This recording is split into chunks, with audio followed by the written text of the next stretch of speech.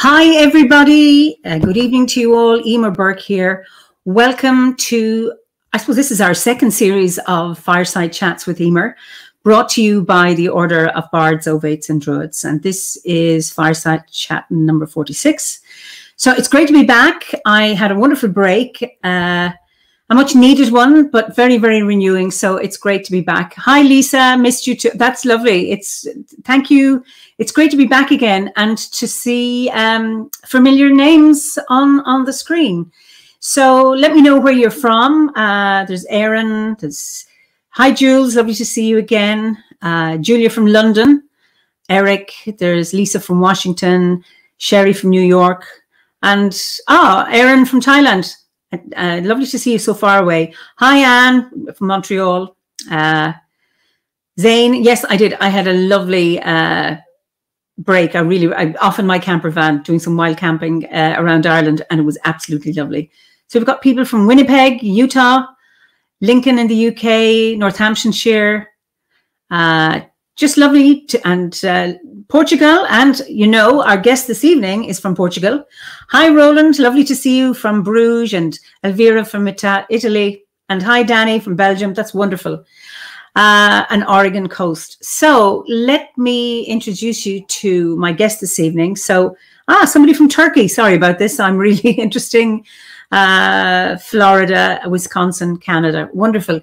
We're going to Portugal this evening, and let me introduce you to my guest this evening, who's Isalinda Damas. Isalinda, it's so lovely to have you on.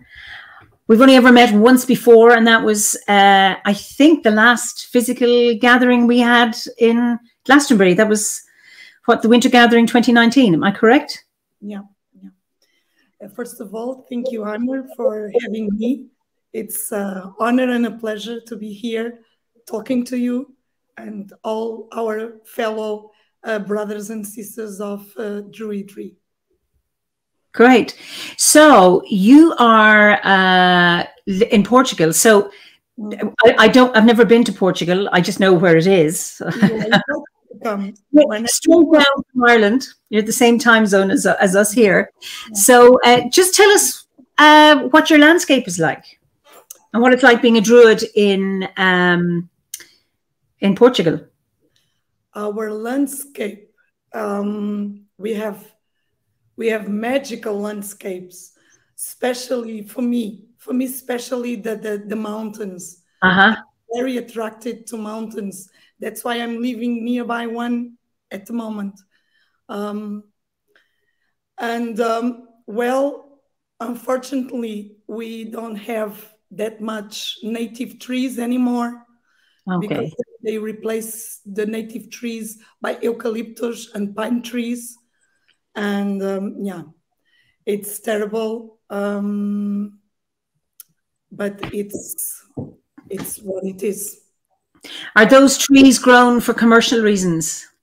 I'm sorry? Are those trees, the eucalyptus and pine, grown for commercial building, etc.?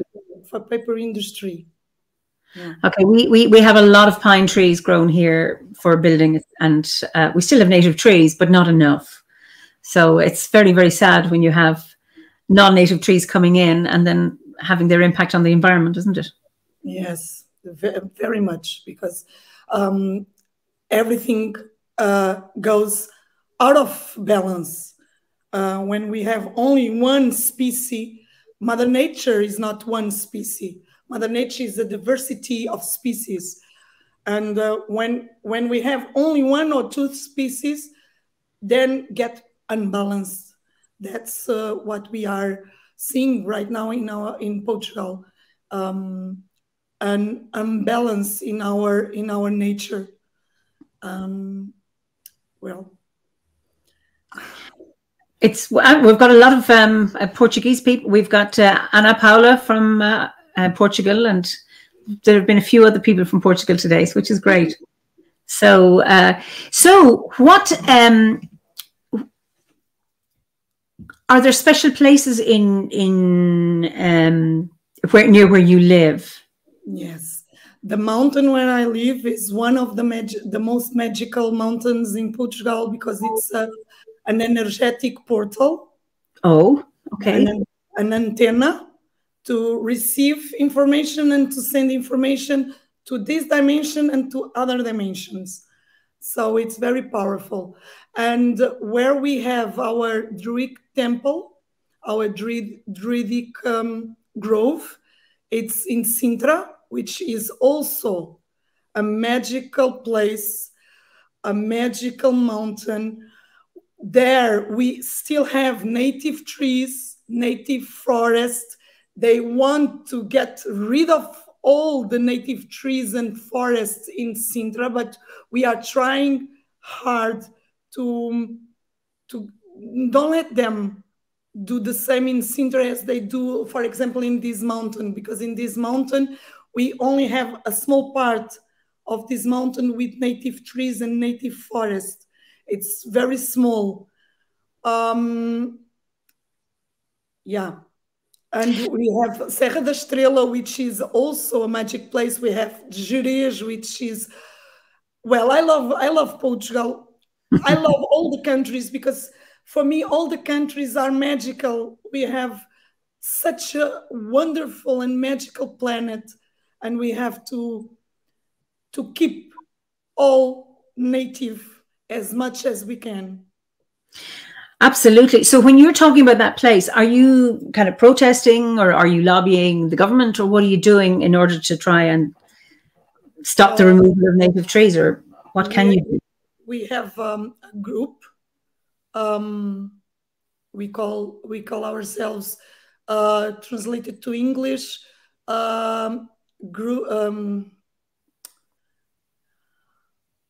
Friends of the Native Trees. Oh, lovely. And we are doing all the efforts to stop this massive destruction of our native forests, native Mother Nature. Absolutely. There's a comment from, forgive me if I'm, Deolinda Blatzer from Rio de Janeiro. She says, I know Sintra. And Serra da Estrela, is that the Mountain of the Stars? I don't know. I can't. Very wonderful sights, this person says. So, and this person is in Brazil. So it's wonderful to have this connection around the world and people recognizing the sites that my guests speak of. Someday I might get to Portugal. It would be lovely to visit. You be my guest whenever you want. Thank you. So your first gathering, I think your first OBOD gathering was the last physical gathering we had. What was your impression? I don't know how long you were in the order. So what was it like? What was your first impression when you came to Glastonbury? Oh my goodness. You people are so humble, so treat us like equals no matter how long we are in the order. I felt like I have found the rest of my family, my cosmic family, when I met you physically. I felt at home. For example, Philip asked on our gathering at the afternoon, who is from ashore? And for me, I wasn't from ashore. I was from England as well. So I didn't answer. And Philip came to me and asked me, so, and you, Isalinda, you are not from ashore? Oh, yes, I am. I was feeling so in family, so welcoming, so warming that I wasn't thinking. For me, it wasn't a shore. I belong to that land. I belong with you. Yeah. That's lovely. It's interesting for me as well. It was a long time before I went to a gathering. You know, I was here in Ireland, and how quickly it became a second family. It wasn't what I'd expected, and it was just wonderful. Blake says, hi, Blake. The extended family attitude of the order is a blessing I'm finding quite unique. Been a member since 2017. Absolutely, and I think I agree with you. I do not. I think I do agree with you, Blake. It's that wonderful sense of connection, and given that we're all so diverse, you know, and from so many different nationalities, that we can still find that sense of family or sense of connection. It is wonderful. Yeah. So, what brought you to Druidry in the first place? I mean, what's your background in terms of, I suppose, your spiritual background? My spiritual background is a mix of every spiritual backgrounds. I born and I've been raised in a Catholic family, traditional Catholic family. For many years, that tradition, that things that they do at the Catholic spiritual connection didn't make sense to me. Some doesn't make sense to me at all, and it was like coming back to me, to my essence, when I start to walk by my own, and together all the things that make sense to me in all cultures, in all spiritual paths. But for me, the Druidry all makes sense in Druidry for me. It's my, like we say in Portuguese, it's my wave. So it's my essence, my heart. So how did you find it? I mean, did somebody recommend it? No, I found it because a friend of mine has offered to my son I only have the book, but it's the oracle card of animal or a druid oracle card from Philip Carr-Gomm and Stephanie Carr-Gomm. And for many years I had this oracle. I work with this oracle, my son as well, pulling a card whenever we feel to. I always pull a card at the beginning of each day. And one day I asked to myself, who is Philip Carr-Gomm? Who is this guy? And I was still in bed, and I pick up my phone, my mobile phone, and I search Philip Carr-Gomm. And I've been directed, don't know why, don't know how, to the website of the OBOD.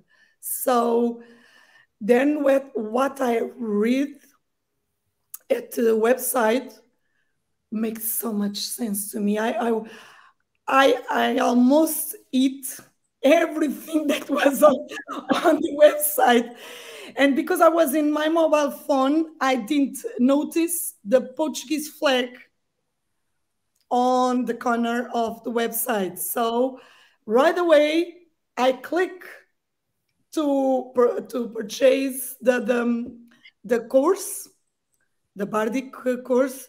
I didn't purchase only the introduction course. I purchased all the written material, the audio material. I purchased all. And this was, but before I did that step to purchase everything, I consult my guides and ask for signs. Please give me signs that I do this all the time. Please give me signs that this is appropriate to me at this time. And the signs were so powerful, so in a big number that I couldn't say no. And so on December 29, 2017, I purchased everything, and I received the message: beware, this material will be at your place in 30 days' time. And I said, well, at the end of the year, I will have it. But no, December the 4th, 2017, only 5 days later, I had all the followers at my place. So that was another big sign that was my path to walk at that time. That's wonderful. There's a lovely comment. I just want to share it.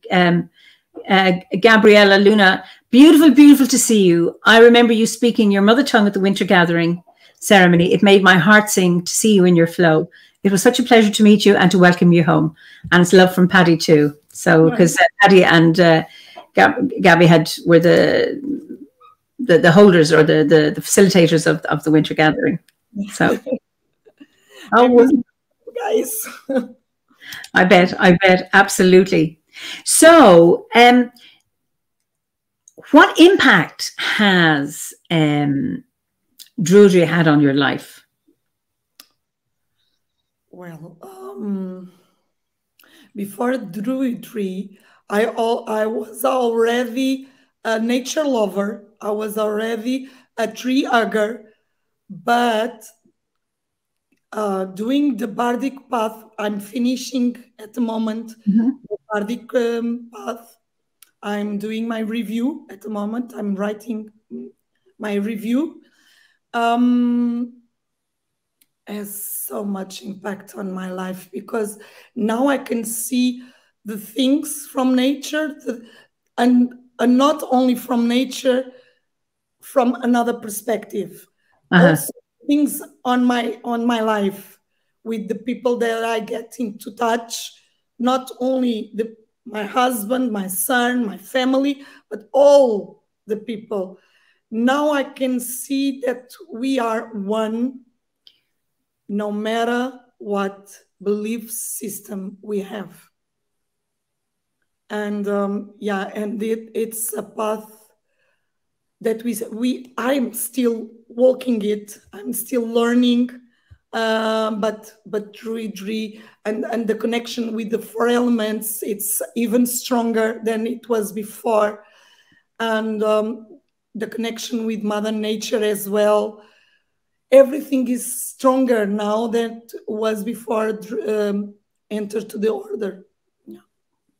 It's lovely, that talking about that interconnectedness and that there's space for all of us, regardless of our disciplines. And I just saw one of the comments earlier, and I mentioned it many times in the order, that what is lovely that you can have many different paths within, and that we share common values, and we don't compete then for those values or for our own particular unique position, but that we're actually able to come together and share that diversity.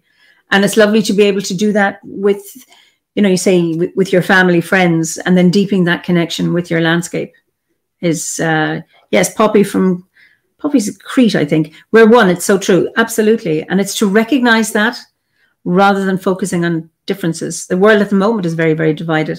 So it's lovely to be able to have points of connection while allowing differences to be, but actually paying more attention to the similarities and the threads that join us rather than the differences between us. If we look to Mother Nature, she does the same. She has a bunch of diversity of species and other forms of lives. And we humans misunderstood her. We thought that all the species were competing with each other, and that's not true. Every species are in balance. Everything, when we humans don't interfere with Mother Nature, everything is in balance. Everything is in harmony, and no one is in competition beside us humans, with each other and with Mother Nature. First of all, starting with ourselves. We are competing all the time, yes. Me with me, and then me with others, and me with nature. And yeah. It's a really interesting one, because that notion that what science has always believed is that, animals compete It's the survival of the fittest, so species compete. Somebody gave me for my birthday during the summer an audiobook called Finding the Mother Tree. And forgive me, I can't remember the author. It was a woman, a Canadian. And I just spent on my bike with my earbuds listening to her. And she was talking about the challenges when she began to question, you know, because she was a forester, how her job was because she was working for a forestry and they were cutting out all the native trees, just like what you're talking about, and growing Douglas firs and or Douglas pine and firs. I can't get the two of them mixed up. And then she had to test them and spray them and all of this. That's the woman, Suzanne Simard. Thank you, Eimear. Lovely. And it was just fascinating listening to her tell her story. It's also a personal account of her life at the time and how she did for years and years and years researching. And she actually found that there are mother trees that send healing to sicker trees, but also like birches. Birch trees are mother trees. And we know that from Druidry. She's found it through the mycorrhizal system, the fungal system, and how the Douglas firs and the birch cooperate. So one says something else, and then there's an exchange, and that with all her research, that the trees where there was greater diversity, the planted trees did much better than the planted trees in the areas where the native trees were removed. And she had such a battle with other scientists saying, no, it's all competition. And she goes, no, I'm seeing it. Look at this. And eventually she was listened to and heard, but she took quite a hammering in terms of being dismissed as being silly, etc., because she was actually going against the current paradigm at that time, you know. But that notion of cooperation within nature. And when we hear about things like that, then we can no longer say, oh, well, it's nature to compete, so let's continue competing with each other. It's about cooperating. And this is, we have come to a time where we have to cooperate with each other more than ever. We have to relearn how to be in a balanced way with every species, not only with each other, humans, but also with all species on this planet. If we want to live physically in this planet, we can no longer being competing to each other, competing to everything in this planet. No way.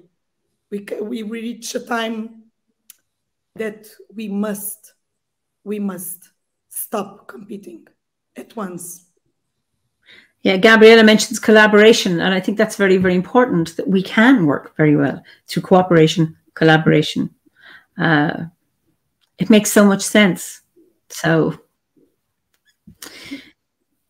and a question I often ask is, how do you see yourself as a future ancestor? How do you see yourself, in light of this conversation that we're having? I never thought that much about it, but I'm trying to do whatever I can to protect Mother Nature and to leave that to the next generations. The importance of protecting Mother Nature, of respecting Mother Nature, and to live in balance and cooperation with each other and with Mother Nature. I have a dream. My dream is earning money and buying as much land as I can and planting native trees and restore Mother Nature all that I can. I don't have. People can say that I'm a dreamer, but who are we humans if we don't dream?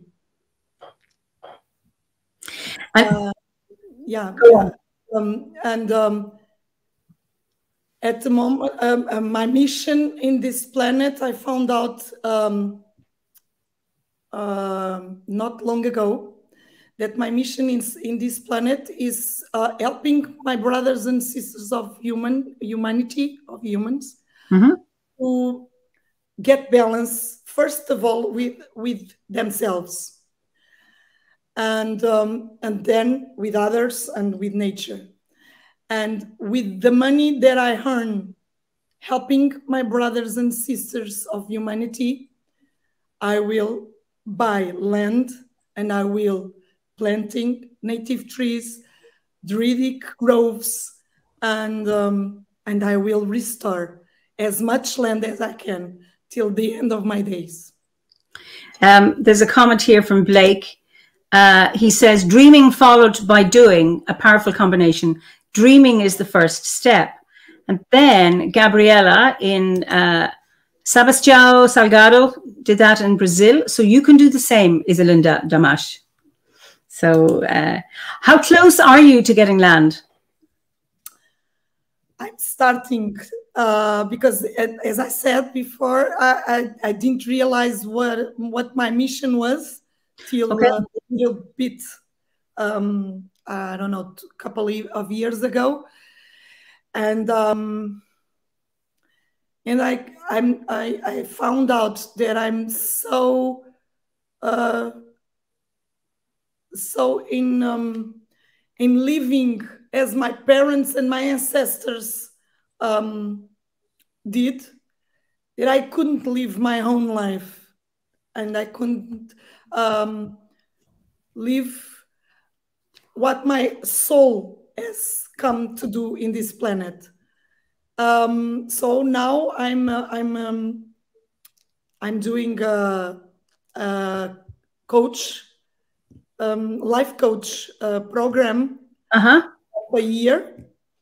I started last May, and this life coach program is very profound.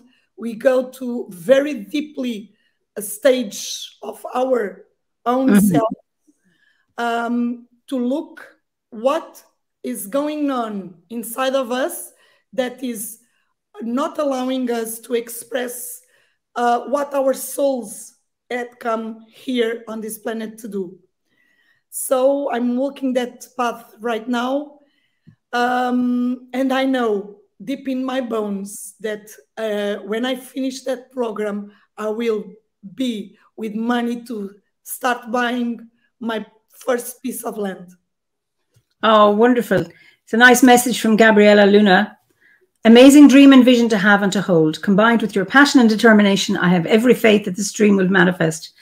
This dream will come to pass. So it's lovely to hear that, and to, I think, hear your passion and determination to do that. And Vera says, we believe in you, sister. So it'll be interesting to see how this comes to pass. It's funny, you know, when the UN came out with its report on climate change, there were comments by our government, oh, we have a climate emergency. And I remember thinking, yeah, we now have to plant trees. And it's like, yeah, we've been talking about this for years, but hopefully, you know, I mean, I donate to organizations that are planting trees. I've no more room in my garden. If I could buy land near me, I would, and plant more trees. And again, it's not for us. It's for the future, and it's not to get some financial gain from it. But it's when I don't know if you have them in Portugal, but in Ireland and in Britain, you have these large estates, you know, big houses, and you have these magnificent trees that those people who planted them never lived to see them in their majesty. And it was like they were planting them for the future. And I think that's how we need to be thinking. What did they talk about 7 generations ahead? Yeah. It's so important that it's not for us, it's for our future. The North American natives they have a saying, which it's dear to my heart. They say, we don't have the land. We are not the owners of the land. We hold the land from the future generations. And that speaks to my heart. It's true. It's also what I believe. I will buy land and I will be the owner of that land, but it's only because our society wants that to be that way. Because the land that I will be owner, it will be not mine. It will be from the future generations. And in the Native North American Native people, they don't have an expression that is translated as this land is mine, because the land is not mine. It's not ours. No. Anne asked the question, do you know about the organization Tree Sisters? No, I haven't. I don't either. Maybe, Anne, you can put something in the chat about it. I don't know about it either. So,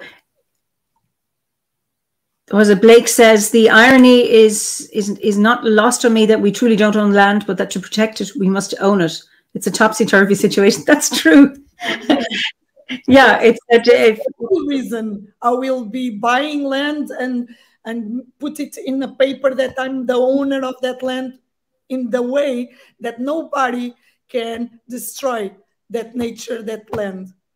That land will be protected, as well as the nature that I will be putting over there, the native trees and the bushes and everything. Yeah. You have a lot of support here, and it's interesting. People are just putting in about what they've grown, and they're planting cherry trees, apple trees, oak, walnut. And then Karen McSween says, some of my best trees were bought from Woolworths 20 years ago, mostly cherry trees. And it's just wonderful, that people, when I came here, I'm here nearly 25 years, but when I came here, it was just a field. And the previous owners had a ride-on moor. It was just grass. And 2 tiny flower beds and maybe 3 old apple trees. And now it's full. There's no more room for trees. I said, don't buy me trees, plant them someplace. I have no more space. But I'd like to have more land to do that. So it's just wonderful. You have a lot of support here. And I live in a place right now. I live in a place that there's no land. I came out of my house, and right away I have the street where everybody walks and cars and so on. But I have a small place which I have a barbecue, and in that small place I have 3 babies. One ash, which is my druidic tree. Okay. But from Carrie. Yes. From Dame de Bard, the companion of Dame de Bard. When the lady gave me that baby trees, my first thought was, I don't have the land yet. But then a voice told me, you don't have what you will have. So now somebody is giving to you a oak tree baby, a ash tree baby, and I don't know the English word for that one. I'm sorry. If I knew that I was speaking about the trees. For the English words for that one. Say it in Portuguese, and some Portuguese speaker may be able to translate it. Okay. Amieiro. I have a amieiro baby. Okay. And are your ash trees and oak trees the same as what we have here in Ireland and Britain? Sorry, didn't get it.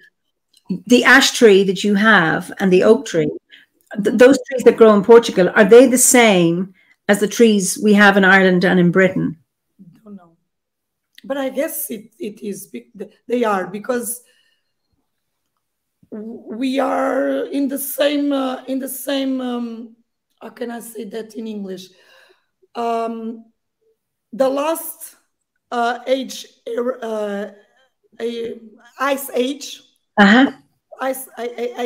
Ice age was in all Europe, so we must have the same trees as you have, I believe. Because I know it's an alder tree. Thank you, Vera. Eimear is the alder tree. Oh. Thank you. I love alder trees. I have one.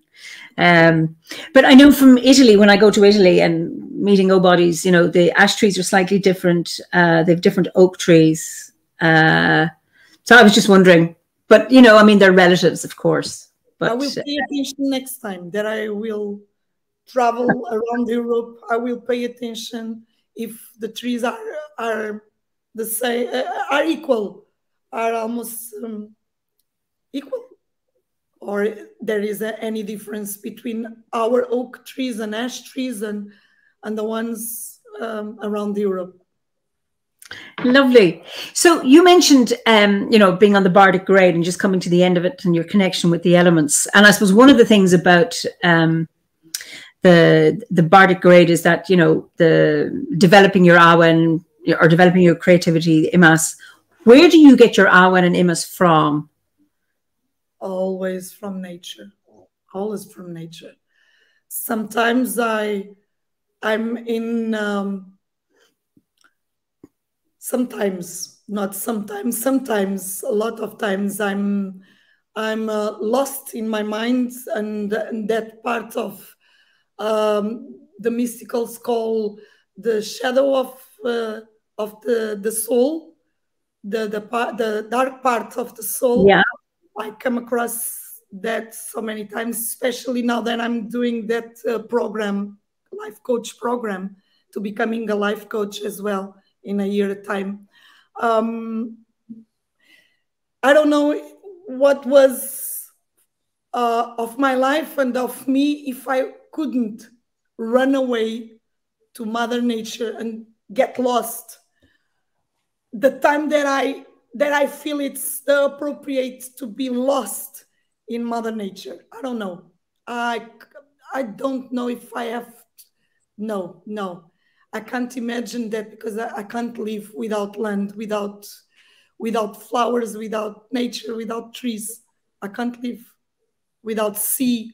I can't live without going to the ocean and having a bath, or going to the native trees and hugging the native trees and asking her or he, because in Portuguese everything is masculine or feminine.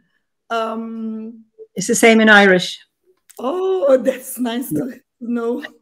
For us, everything has or feminine energy or masculine energy. So asking my brother or my sister tree to help each other, because I found out an ash tree in my morning walks, and at the first day that I encounter, I don't like it.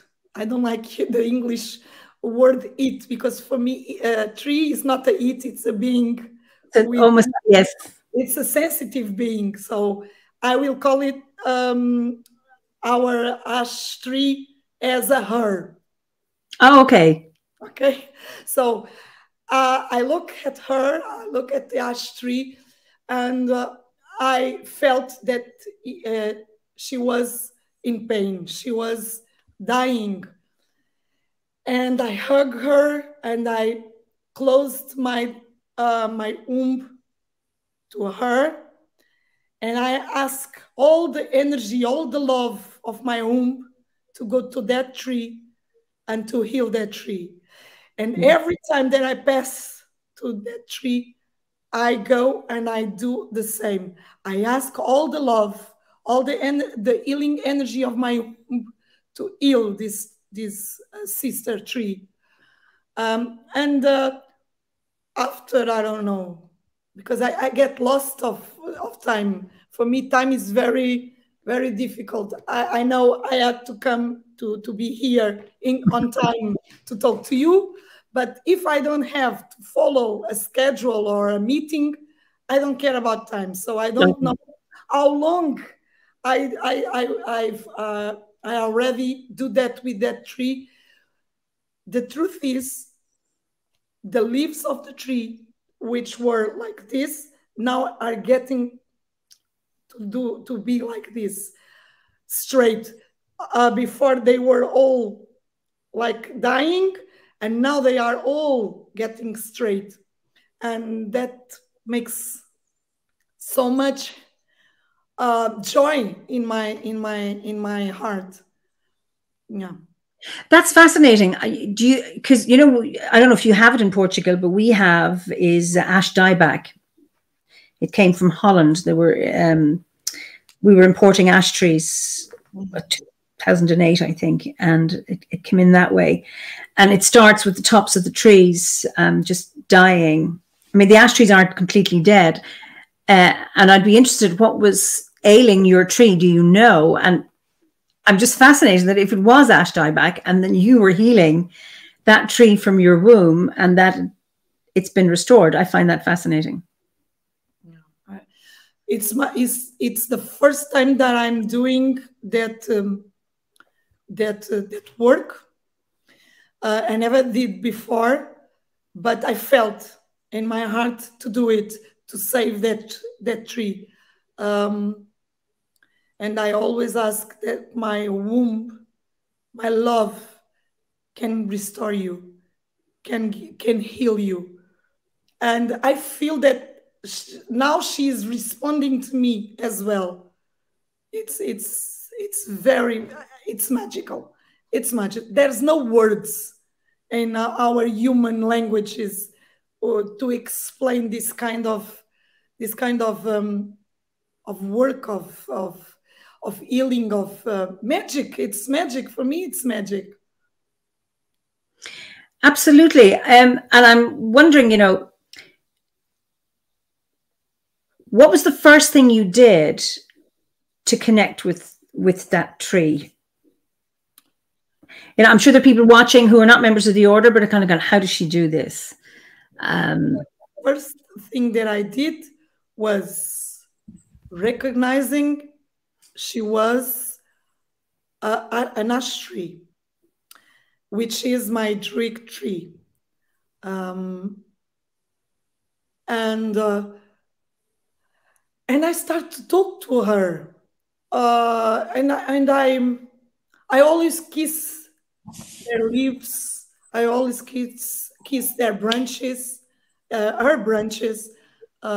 Their branches from the other trees that I encountered on my morning walks.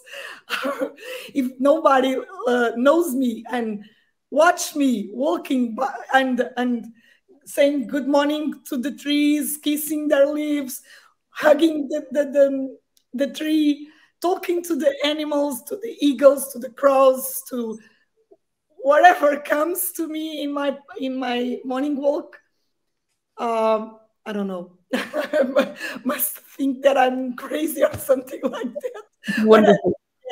I don't care because I guess 6 or 7 years ago, I decided to myself and I told the universe, from now on, I only do what makes me happy and what makes my heart sing in pure joy.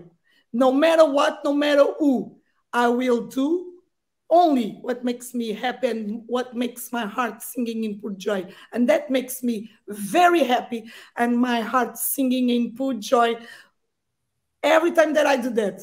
Every time that I greet a tree, an animal, a person, greet the land, because I arrive at the place in the mountain under an oak tree.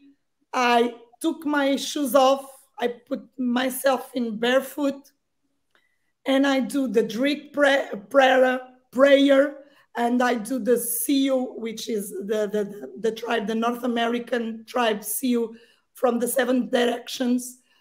And I do the invocation of the elementals under a oak tree to the mountain, with the intention of my words, my energy, my love will send straight to the mountain, and from the mountain to the planet and to the universe.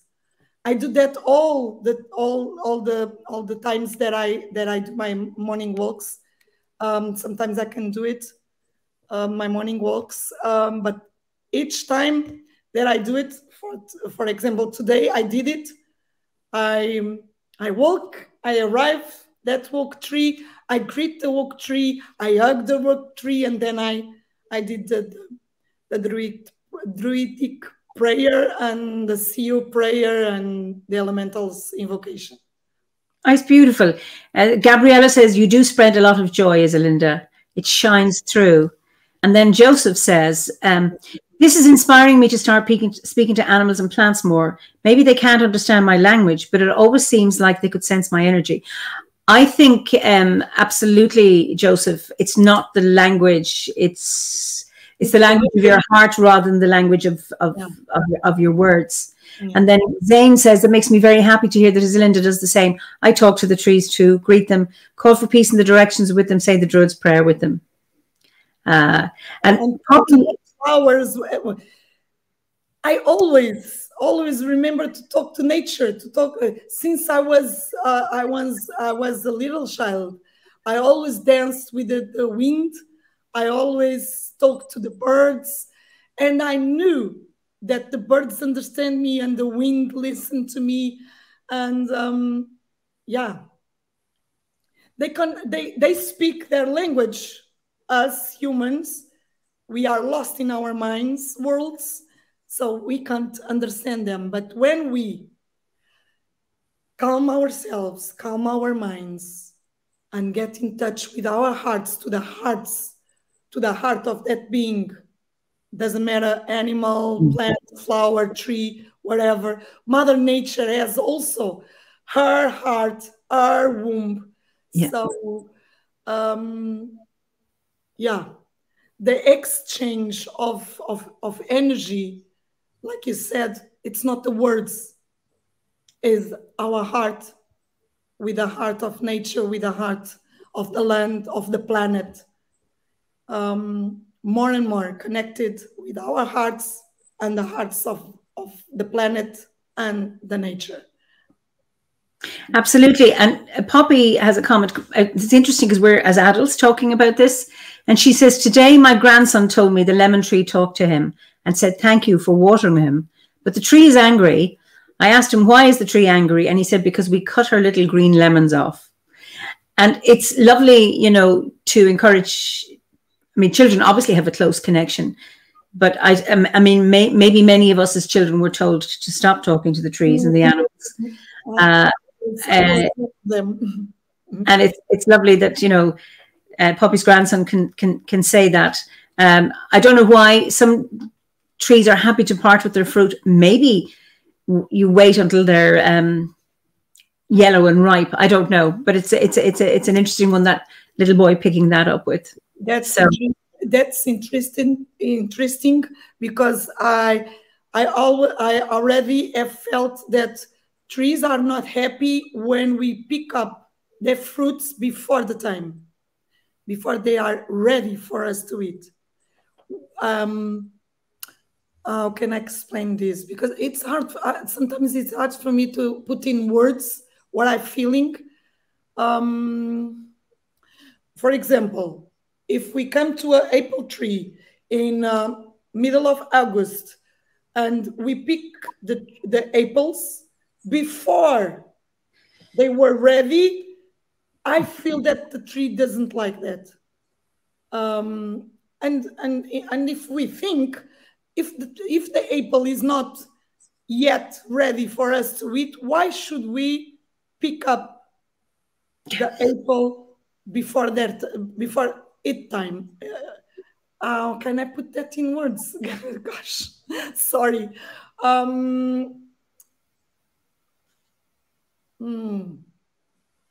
For example, if the apples were ready for us to pick up after the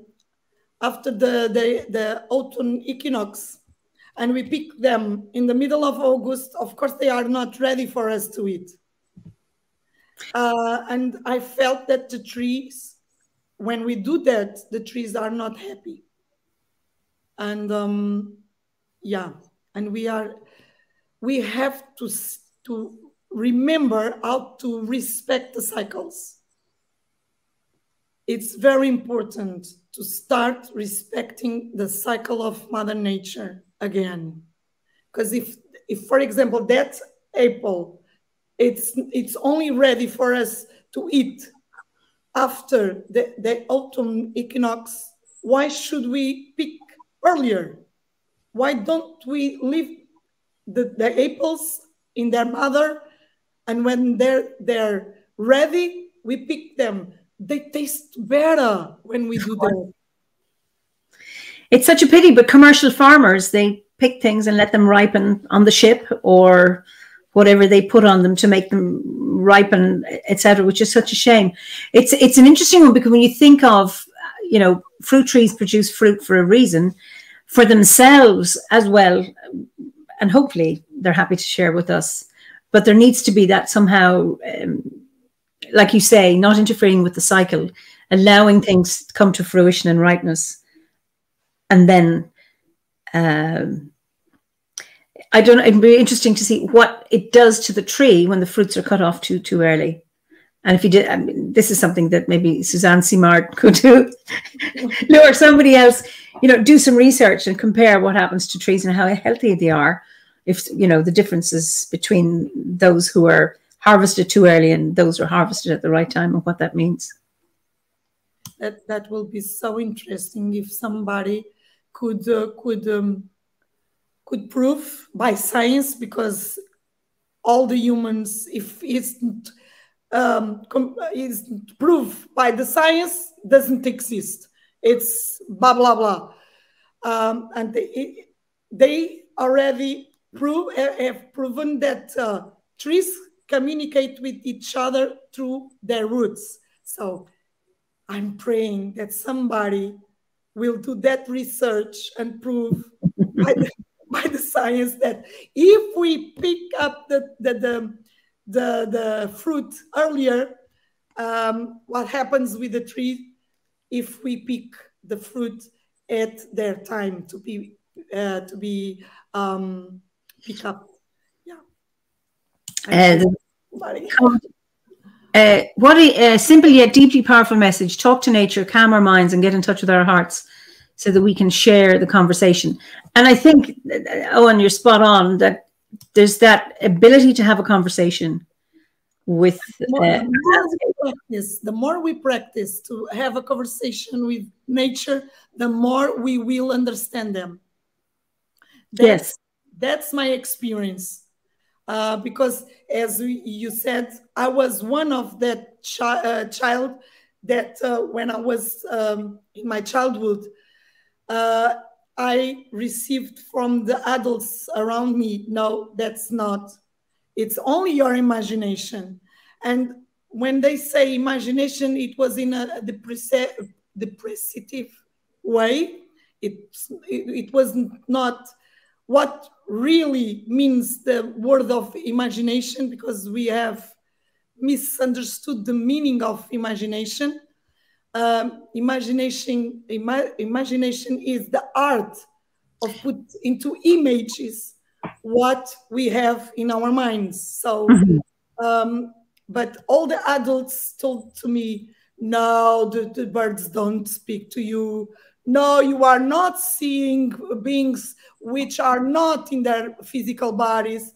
No, that's only your imagination. And I grew up thinking that that was a very wrong thing to feel and to see and to hear. So I had my my teenager time, completely unconscious, completely, completely miserable, because I was in connection with my essence, my heart, my soul. But when I start my spiritual path more than 20 years ago, it was on the year 2000 that I started to wake up and to see the things in other perspectives. And I start to practice all my connection to nature. I didn't do that right away. Connection with nature, because I started with Reiki and the New Ages therapies and spiritual understanding, and only, I guess, it was when my nephews and my son born, which, by the way, 14 years ago I was pregnant. So my son will be his birthday tomorrow. And yeah, it was when he born that I start to connect with nature, because he was all the time showing me, talk to a tree, talk to a plant, talk to a flower, talk to the land, because he only started to speak at the age of 2.5 years old. When he was 2.5 years old, I could understand him all that he want. But when he started talking, it was saying full sentences with words so complicated that I was, what? You only say ma and then you talk like this? But when he started to walk, he started to show me, Mom, never speak before, but show me how to connect again with nature, with the animals, with the trees, with the plants. And I start my connection to nature after he born. Yeah. It's fascinating how children bring hope again. You know, when the adult world or the adults in your childhood stop that, and then the next generation just allows it to waken up, and that you can remember it, and then you support your son in doing that, and then so on and so forth. I think that's it's so lovely to hear that, and it's so hopeful. So it's like Poppy and her grandson. It's just beautiful.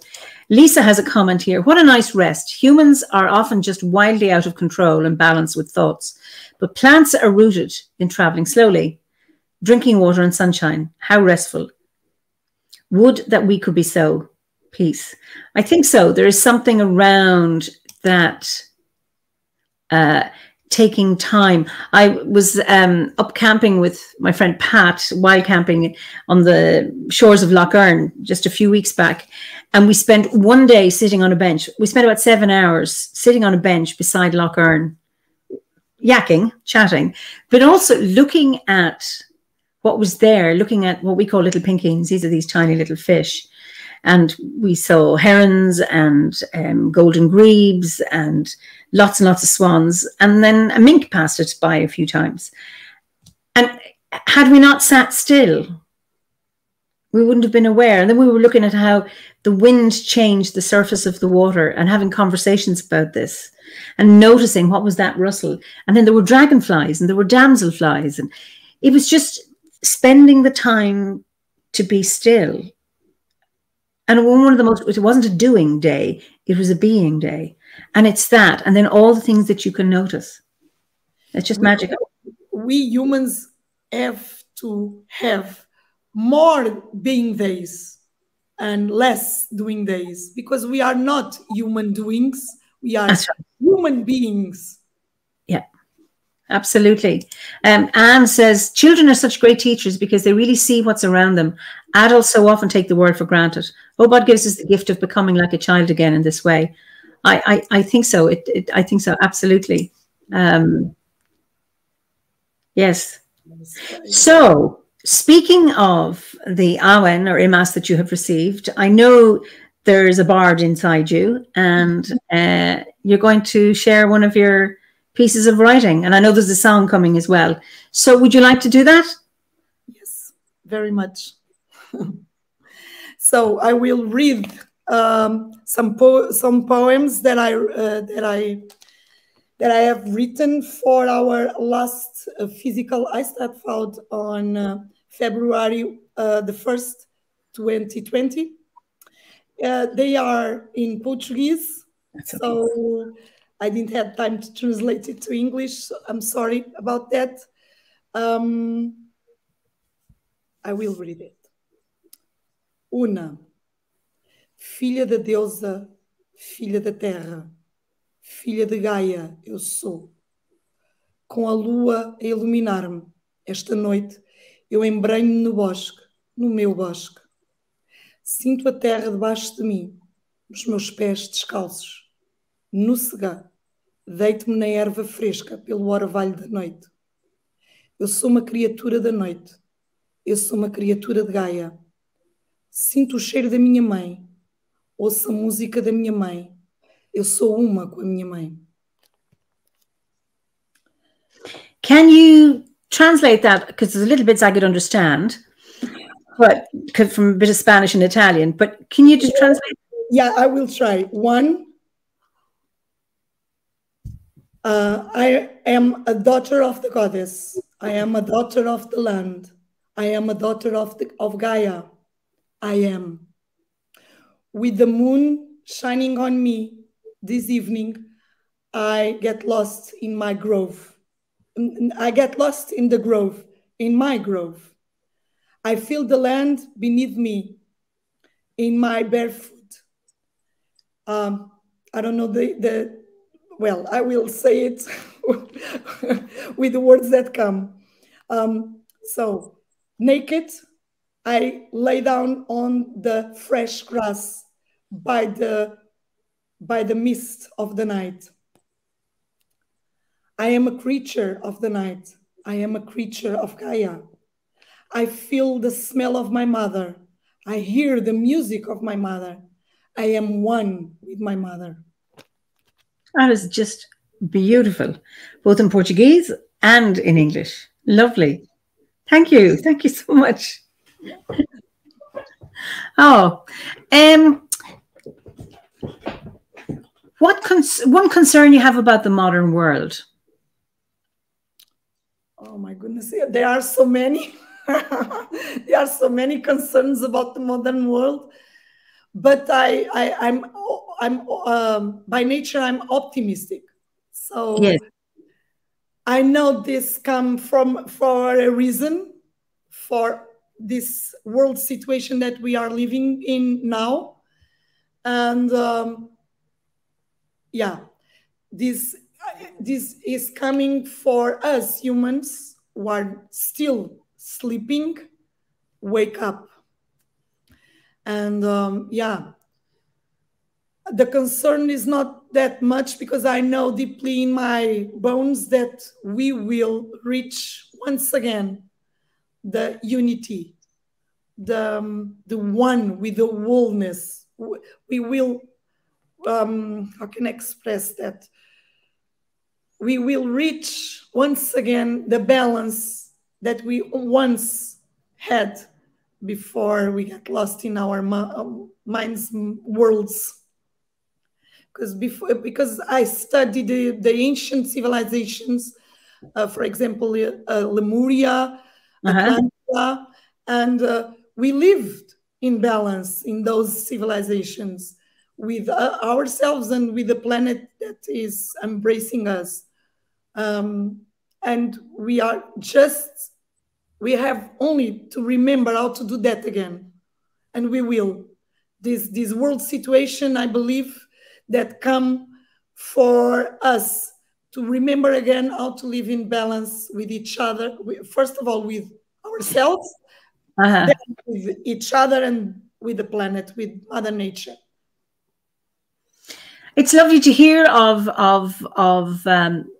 of your optimism, because I suppose this year, personally, I've always been optimistic, but I found this year has challenged my optimism, and it's just lovely to hear that. And you know, your optimism is like a lifeline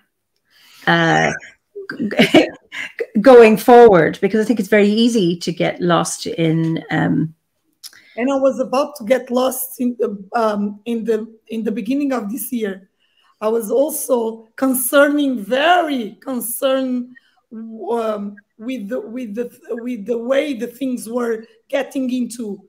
So telling that this came from for a reason, for us humans wake up and live in balance with ourselves, with each other, with Mother Nature, is also to remind me that Mother Nature, to create life, first of all, she creates chaos.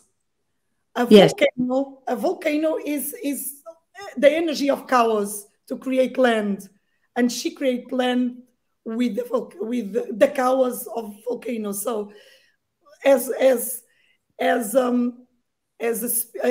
humans, we are doing the same. We are getting into a chaos, and we will be stronger, and we will be in balance after this chaos has passed. I hope so. It's this is an interesting point as well, Eimear.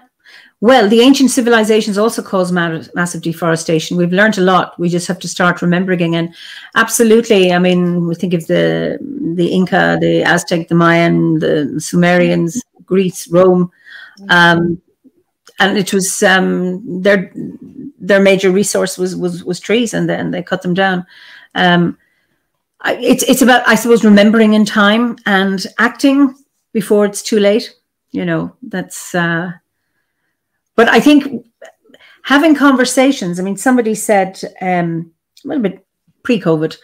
I heard it in some talk or other. What do we do? You know, what's the best thing we can all do about climate change is to keep talking about it, keep it on the agenda. And I mean, obviously, talking isn't enough, but it's so easy to hide behind something else. Like we have a pandemic, we can forget about the climate, when in fact, actually, no. Maybe those two things are perhaps linked in one way or another, but that, you know, that we keep that talking about it and our concerns. And there's the individual acts, but there's also the big, you know, governments, corporations have to also act. It's not just up to individuals, but that if we can all do something. And as nature lovers, we must keep our imagination at a high level. I mean, what I mean by this, what is the world that you want to see? A world like we had before March 2020? For me, no, thank you. I don't want that world anymore. I don't want that society anymore. So I envision every day the world that I want to see. How humans will be in the world that we are about to build for the future generations. So we must, as druids and as nature lovers, we must keep envision the world that we want to see. That way, that world will come faster and quickly than we can imagine. If we as a collective do this kind of work every day, envision the world that we want to see, a world of humans loving themselves, loving each other, loving Mother Nature, respecting themselves, respecting each other, respecting Mother Nature, that world will come to manifestation in this dimension very quickly, very quickly. If the more we are in the world doing this job every day, it doesn't take longer. It takes a couple of minutes. I wake up every morning, open my window, say hello to the day, to the mountain, to Mother Nature, to the sun, to my ancestors, to my brothers and sisters of nature and of humanity, and then I envision that world that I want to see, and it only takes a couple of minutes, so there's no excuse that we cannot create the world that we want, because our minds are very powerful to create everything that we want. I think that's very challenging what you're saying. I think it's very, very powerful. I think for many, being able to envision another world can be really, really challenging. And often we can fall into a sense of powerlessness about this. What can I do? I am only a. So for you, when you talk about that, you know, envisioning that and keeping that, and not losing sight of that vision. But for many people, I know, as you know, my work as a psychologist, I'd say, well, how would you know you'd achieved your goal? So what would you want to be? Well, I want to be happy. How would you know you're happy? I don't know. I just don't want to be unhappy. I don't want to be miserable. Well, what would you like to see that's different? And sometimes they can't see it. They find it very, very hard to actually see something, a world that's different. So what's your view? Do you have a specific picture that you could describe for the world? Like you say, people respecting each other, but what does that look like? When I see in my mind eye that world, I always see it with us, me being happy, me embracing all humans, humans embracing each other, humans respecting Mother Nature and worship Mother Nature, and I see other brothers and sisters of humanity hugging trees, planting trees, native trees, and taking care of the land, of the nature. That's my picture. That's what I see all the time in my mind eye. Yeah, and I add more visions and more visions, more images. Because the more we are specific what we create in our minds, the better we'll be in this world. How can I explain that? Because our mind, if we will know how powerful we are and how powerful our minds are, and how can everything that we see in our mind's eye comes true. Everything. It can take 1 day, 1 hour, 1 week, 1 month, 1 year, years. Doesn't matter.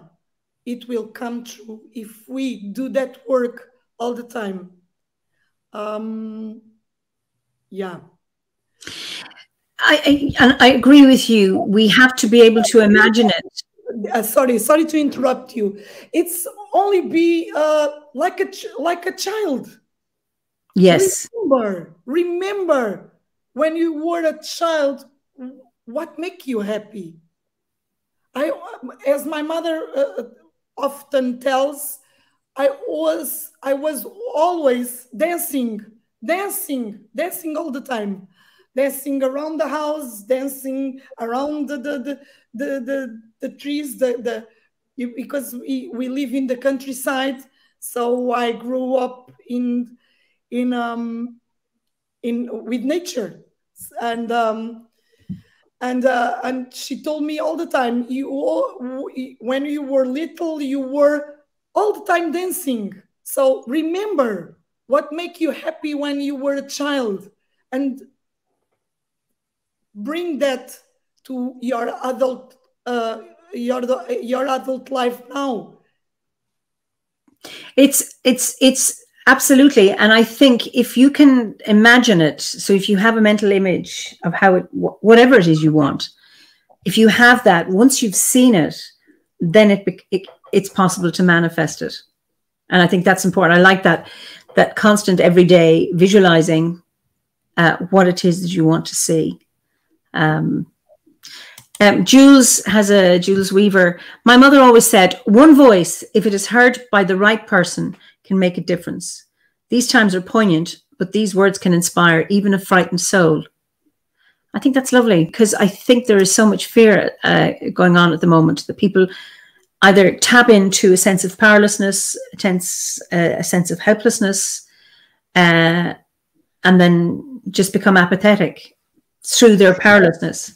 Yeah, and they became, I'm only one. What can I do? Yeah, you can do a lot. Yes. Start with yourself, with your world, with your life. And you can do a lot. And like Dalai Lama used to say, be the change you want to see in the world. Don't focus on what you don't want. Focus on what you want. It reminds me, you know, of the Druids' prayer for peace. Deep within the still center of my being, may I find peace. So it starts with you, and then silently within the quiet of the grove, may I share peace. And then gently in the greater circle of humankind, may I radiate peace. So it starts within whatever that is. And then I think somehow that small piece within then allows it to grow. It allows you to see possibilities. So once you've created one small thing within, then it can radiate outwards. I think it's when it feels too big that's the stumbling block for so many people. Yeah. When I first came to meet my soul mission, my first thought was, that's so huge. I can't do it. But then, no way. Yeah, I brought the energy. I have the knowledge. I have the strength, and I will do it. Because when we don't follow our soul's path, we are so miserable, so unhappy. I know what I'm talking about because I passed all that throughout my years of living, and when I start my spiritual path. When we live aligned with our soul's mission, we are happy. How can we know which is our soul mission? What makes you happy? What makes your heart singing in pure joy? That's your soul mission. And that can be really simple. This is something here that Paul says, in order to make something manifest, keeping up with what you want to take shape needs to be constant. And that's what you're talking about. Although change like this doesn't happen overnight, it will eventually happen in small doses to where one day it's reality. And I think it's around those small little changes that you keep doing it and being in line with what makes your heart sing, what makes your soul sing, that those small doses, those small little steps, can bear great fruit. And I think your optimism is about not, even the mightiest oak once began under the earth. That's right. And started as a single acorn. And it's interesting. I don't know if seeds worry about their potential. They just grow. Yeah. They germinate and they just move. And yeah, perhaps if an acorn thinking, oh, I'm just an acorn. How can I reach to be an oak tree? Never became an oak tree because the acorn is so small and turns up to become an oak tree, massive oak tree. That's the perfect example. Another example is when we were little and we start to walk, we didn't start running. We start with baby steps. So, and we practice and now we run. That's right. And fell many times and didn't worry about failing. Imagine if the first time we tried to walk when we were little, we fell and we give up. Today we didn't walk. Today we were in a wheelchair, perhaps, or worse, I don't know. So we didn't give up. We fell and we keep practicing until we start to run. That's right. Absolutely. Shanti has something here to say, which is interesting. One word comes to mind when I get in touch with my inner child: play. A simple word, yet powerful in so many ways. And I do think play gets us in touch with, what makes your heart sing, joy, and also that innocence. And there's something pure about that innocence because it has no judgment. When you watch children play, or when we're actually playing, I think if I'm playing and having fun, I'm not watching myself with a critical eye and criticizing, is this the right way to play? Am I having the right kind of fun? Is this the right way to do it? You don't. When you laugh, or when I laugh, I'm laughing. There's no right way to laugh or a wrong way to laugh. You just do it for the pure joy of it. And it's getting in touch with that, I think, is really, really important. Absolutely. Yeah. Go on. What can I say? Yeah. Being a child again, we must not let our inner child die. She or he is inside of us. So wake she or he again. And because we are adults, we have responsibilities, a job to do, bills to pay, everything. But if every day we do one thing we used to do when we were a child, yes, that makes magic, pure magic in our lives. And we will live in more joy and stop being afraid of everything. We came a time that most of the humans in planet Earth are afraid of everything, afraid of bacteria, afraid. Oh my goodness, we have this body for at least 200,000 years.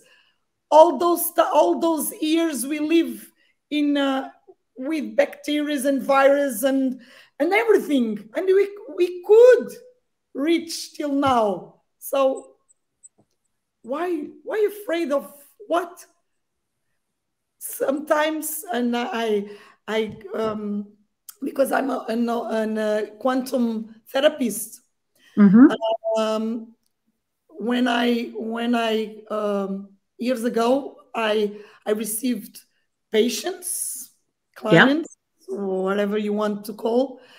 And from all of them, I noticed that the majority of the time, they are afraid of themselves. First of all, they are afraid of themselves and what they can do and how powerful they are. And and after being afraid of themselves, then the fear spreads for all the rest around us. And I found out by experience, when you are in fear, you are not in love. And when you are in love, you are not in fear. The contrary of love is not hate. No, it's fear. The contrary of love is fear. And when you are in fear, you cannot be in love. And when you are in love, you cannot be in fear. That's it. Selena has a quote: "When I felt hopeless, I remember J.R.R. Tolkien and the words of Gandalf, that small things that we do every day keep the evil in check, not big heroic deeds." And I think that's really, really important and very, very interesting, because it is those small deeds, either random acts of kindness or the small things that you do to maintain your well-being, if it's saluting the sun or looking at your mountain or saying the Druid's prayer or whatever it is you're doing, those small things help building up your resilience and keeping you stronger. I mean, we can't avoid things that come to us, but if we have those little things that have kept us going, that we're better able to deal with them. Yeah, absolutely. Yeah. If we each day do something that make us happy, make us strong, yeah, and make us be in love, always be in love. For me, it's very important to be in love. And when I do my big choices, I always ask, am I doing this? Am I choosing this from the place of love or from the place of fear? And yeah, sometimes I also get lost, and I also choose the fear one, and then I realize, yeah, fear is not the solution. It doesn't make me resilient and strong, and yeah. I think I want to come back to that. Lisa says, in some cases, fears are understandable. Absolutely. Like the past few years, we have catastrophic fires that start instantly without warning and move very fast. It's quite a work not to feel fear in this situation, even though I hear you and do practice love and courage. I think it's not about not feeling fear, because we do feel fear. It's not, but I think that when we react from a place of fear, we're acting in a very defensive way. So when we respond defensively, we do more damage to ourselves and others than if we respond through love. So if you think of it, you know, when people cover their ass, they make decisions, and in the workplace, all sorts of decisions are made. I want to cover my back here because I want to keep, because I'm frightened, rather than, is this the loving, wise thing to do rather than to prevent something. So it's an interesting one, that when we act proactively from a place of love rather than reacting from a place of fear. And yet there is that difficulty, because I'm very familiar with fear. It's about. I'm saying all of this also to remind me that I want to be in love and vibrate only love, and forget about fear, because fear doesn't take us anyway. Well, fear is great when we are crossing a street, and not crossing a street like this way, and can be hit by a car. But beside that, yeah, we have to constantly remind us that a place of love, it's much, much better than a place of fear. Absolutely. So we're going to come to the end of our time, and it's been such a joy. I could spend hours talking to you, and you have a song to sing. Yes, also in Portuguese, a song that came to me in my morning walks. Great. It was my first time that Awen came to me in a form of a song. So I will.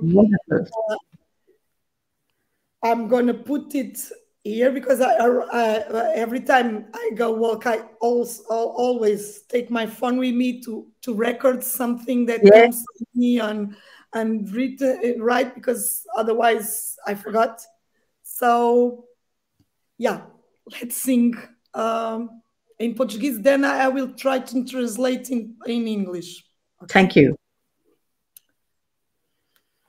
Eu venho do vento e das águas do mundo. Eu venho do vento e das águas do mundo. Caminho pela terra nutrida e suportada. Caminho pela terra nutrida e suportada. Eu venho do vento e das águas do mundo. Eu venho do vento e das águas do mundo. Pelo fogo do sol, eu sou iluminada. Pelo fogo do sol, eu sou iluminada. Eu venho do vento e das águas do mundo. Eu venho do vento e das águas do mundo. Pela luz da lua, eu sou guiada. Pela luz da lua, eu sou guiada. Eu venho do vento e das águas do mundo. Eu venho do vento e das águas do mundo.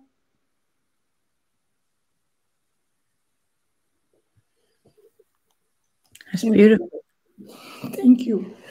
So, the words mean like this: I come from the wind and the waters of the world. I come from the wind and the waters of the world. I walk through the land, nourish and support it. I come to the I walk to the in the land, nourished and supported. And then I repeat, I come from the wind and the waters of the world. By the fire of the sun, I am enlightened. By the fire of the sun, I am enlightened. And then I repeat, I come to the wind. I come from the wind and the waters of the world. By the moonlight, I am guided. By the moonlight, I am guided. I come from the wind and the waters of the world. That is beautiful. Lisa has a question. What's the song's name? I didn't give a name yet. I didn't thought about that before. That was important to give a name to. Yeah, thank you. I didn't have the song yet to give the song a name. I will think about it. Thank you. Isalinda, it's been such a joy talking to you, and just the comments from our viewers have been so, you know, positive, and they've really, really enjoyed it. My last question to you is, and this is what I ask everybody, is what's your favorite season and what's your favorite festival when it comes to the Wheel of the Year?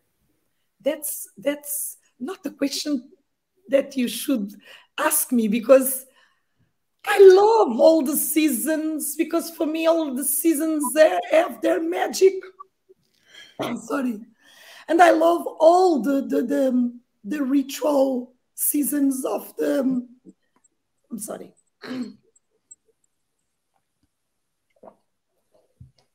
So as I was saying, I love all our ceremonies, all our rituals of each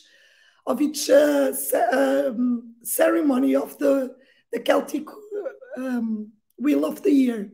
So, sorry.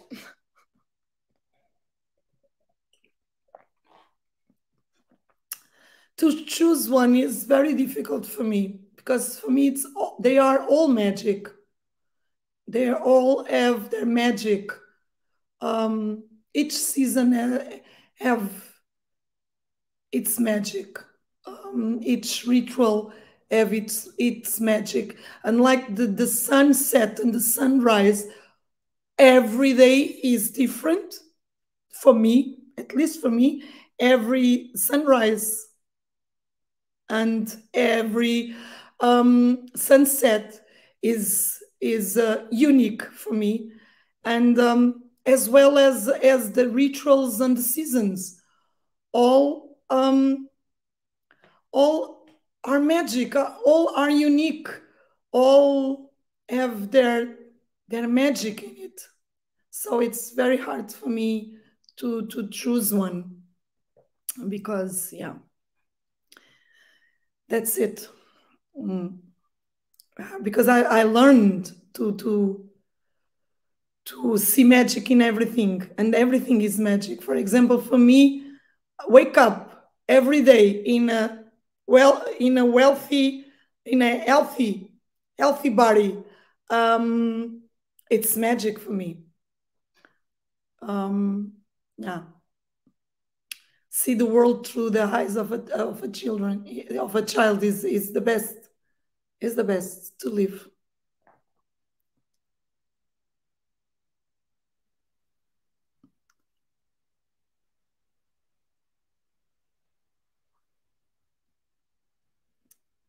Eimear?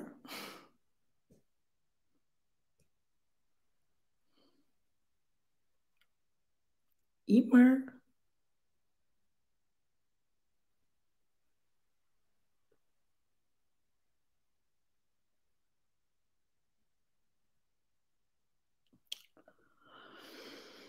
Well, guess that I'm alone here, because I don't know where is Eimear.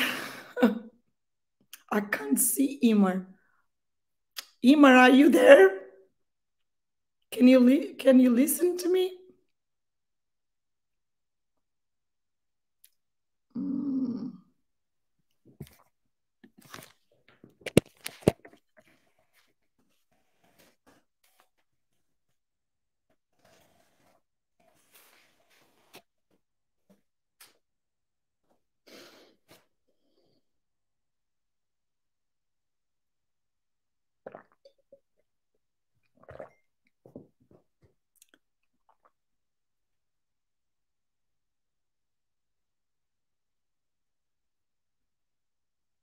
Well, as I promised to Eimear, I don't know if somebody is watching me and listen to me, but as I promised Eimear, at the end, I will put some wine in my cup, organic one, and celebrate life, celebrate myself, celebrate us as humanity, and celebrate our planet. Cheers.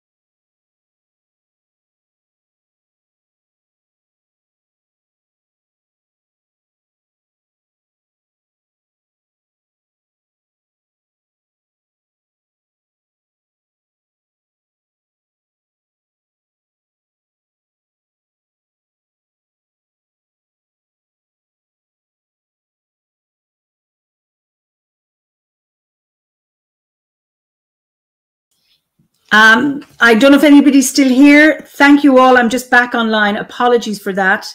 I look forward to seeing you all next week for another Fireside Chat. So in the meantime, have a good week, and slán go fóill till we meet again. Bye-bye.